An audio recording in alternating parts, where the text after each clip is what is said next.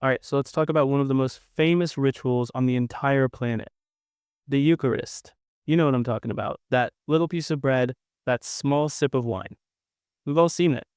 And the story we're told is clean, simple, and direct. Jesus, the Last Supper, do this in remembrance of me. A perfect, unbroken line from that one night 2,000 years ago, straight to a church down the street today, right? But what if I told you that whole blueprint is a historical mirage? What if I told you that for the earliest Christians, that quiet, symbolic little ritual didn't exist, and that the original model for this sacred Christian act might not be Christian at all? Look, this isn't just some wild theory. This comes from digging into the oldest Christian documents we have, texts written even before the Gospels were finalized. And when we look at them, we don't find a quiet, symbolic ceremony. We find a full-blown feast, a banquet that got so out of hand, the Apostle Paul had to write a furious letter because the rich were getting drunk and stuffing their faces while the poor were left starving. And that one single complaint, it unravels everything. It points us away from a sacred Last Supper and towards a place you would absolutely never expect. The common, everyday, and yes, sometimes pagan, dinner parties of the ancient Greco-Roman world. In the next minutes, we are going to uncover how a standard banquet became Christianity's most holy act, and why some of the first ever instructions for the Eucharist don't mention Jesus' body, his blood, or the Last Supper at all. Trust me, you're going to want to see this. Okay, so forget that tiny paper-thin wafer and that little thimble of grape juice. Seriously, get that image out of your head. In the earliest days of Christianity, the Eucharist wasn't a symbolic snack. It was a meal, a full-on, sit down, pass the bread, here's some more wine kind of banquet with actual filling food. Our earliest peek into this comes from one of our oldest Christian documents, predating even the finalized Gospels, Paul's first letter to the Corinthians. And here's the kicker. He's not writing to lay down some sacred script for a holy ritual. He's writing because he's absolutely furious. He's heard that when they all get together for this special meal, the rich members are showing up, gorging on all the best food and wine and getting drunk, while the poor members, who likely just finished a long day of hard labor, show up late and are left to starve. Paul's concern isn't about getting the magic words right. His problem is with social justice and basic decency. He's basically shouting through the parchment, guys, this is supposed to be a unifying remembrance, not a chaotic, selfish free-for-all. And this is the part that unlocks the whole thing. The specific Greek word Paul uses for this meal is deipnon. Now, for centuries, this has been translated simply as supper, the Lord's Supper. Sounds quaint, right? But as New Testament scholars like Andrew McGowan have made painstakingly clear, a deipnon wasn't just any meal. It was a banquet, a formal, structured evening gathering. It was the main social event of the day in the Greco-Roman world, and it came with its own rules and social expectations. This wasn't some random potluck they invented. This was a scheduled, culturally understood event. It was, for lack of a better word, a thing. So, if the early Christian meal was a deipnon, the next logical question is, what exactly did that look like? And the answer is stunningly simple. It looked like pretty much every other formal banquet happening all across the Greco-Roman world. These meals were the absolute bedrock of social, political, and even religious life for everyone, not just Christians. Think of the Greco-Roman banquet as a two-act play. Act 1 was the meal itself, the deipnon. People would gather, often reclining on couches, sharing dishes, and what were the absolute staples? Bread and wine. They were the foundating of almost every formal meal. Then came Act 2, the symposium. After the main food was cleared, the real event began. The wine was passed around, and this was the time for structured conversation, philosophical debates, singing hymns, and yes, religious observances like prayers and pouring out libations, a little wine for the gods or a hero. So let's recap the blueprint. A formal meal structure, built on bread and wine, that includes prayers, hymns, and ethical discussion as a completely normal feature. Sound familiar? When the first Christians gathered, they weren't inventing a radical new ceremony out of thin air. They were doing what was natural. They took the standard, universally understood banquet format of their culture and simply adapted it. They swapped out the prayer to Zeus for a prayer to their god. They replaced the hymn to Apollo with a hymn to Christ. To an ordinary person on the street in Rome, a Christian deipnon would have looked and felt almost exactly like the banquet for the local trade guild or philosophical club. This wasn't a divine revelation, it was cultural integration. Okay, I know what you're probably thinking. But Farid, what about the Last Supper? Wasn't it a Jewish Passover Seder? That part, at least, is specifically Jewish, not Greco-Roman. And that's the popular story. But when we look at it rationally, the historical ground gets very shaky. First, scholars like Jonathan Clawens have shown that the highly structured Seder service we know today, with its detailed script and symbolic foods, likely didn't even exist in the first century. It's a later development.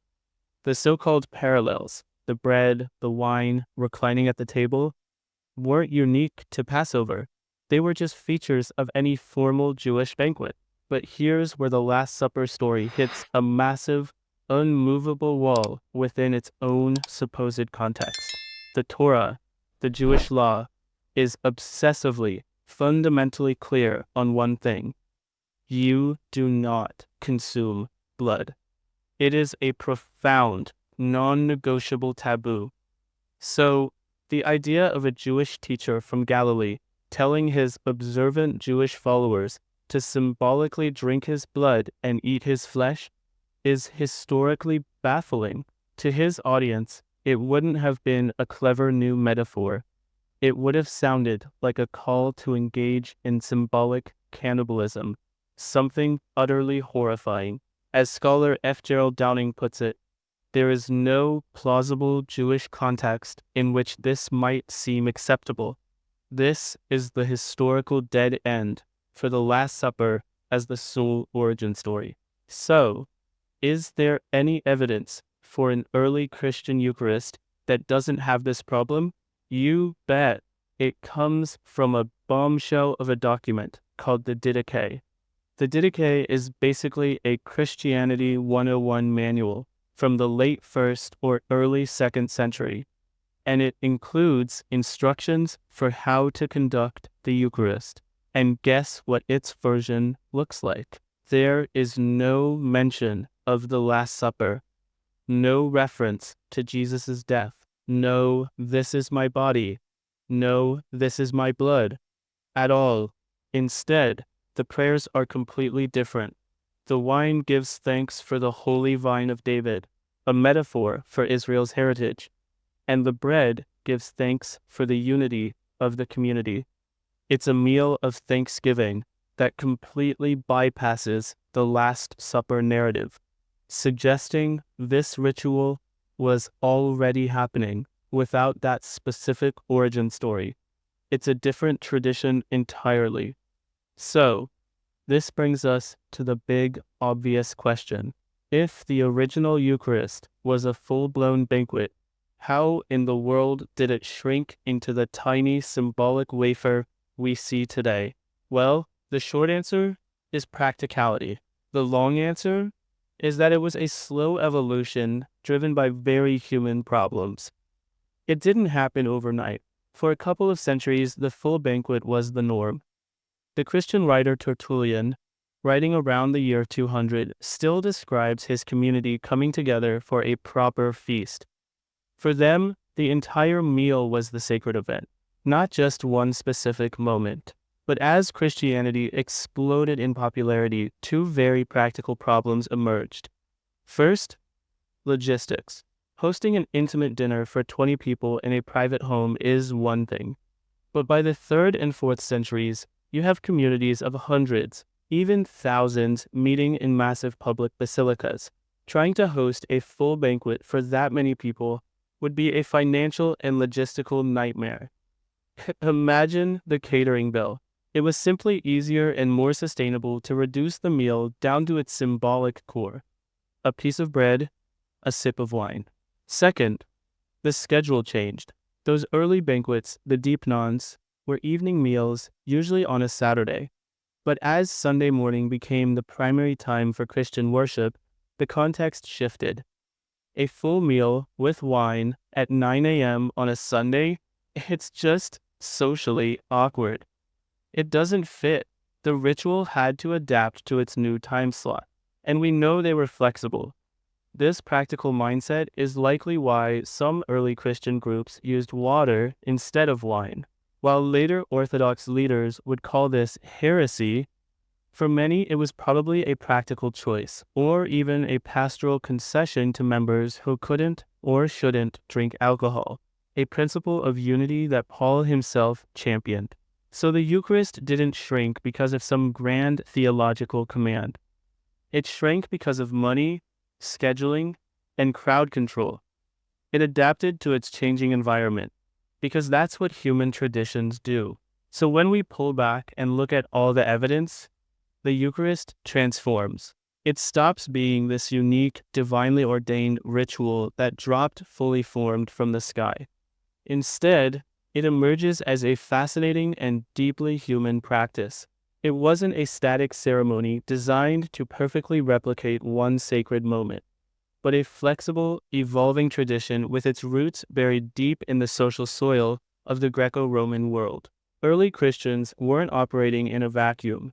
They were people of their time. It's no surprise their sacred meal looked like a banquet because that's what people did. Their very word for their community, ecclesia, was the Greek term for a secular citizens' assembly. Their word for a leader, episkopos, which became bishop, was a common term for any club's supervisor. They didn't invent a new way of being. They adapted the world around them. And for me, this isn't about tearing anything down. It's about understanding history as it actually happened.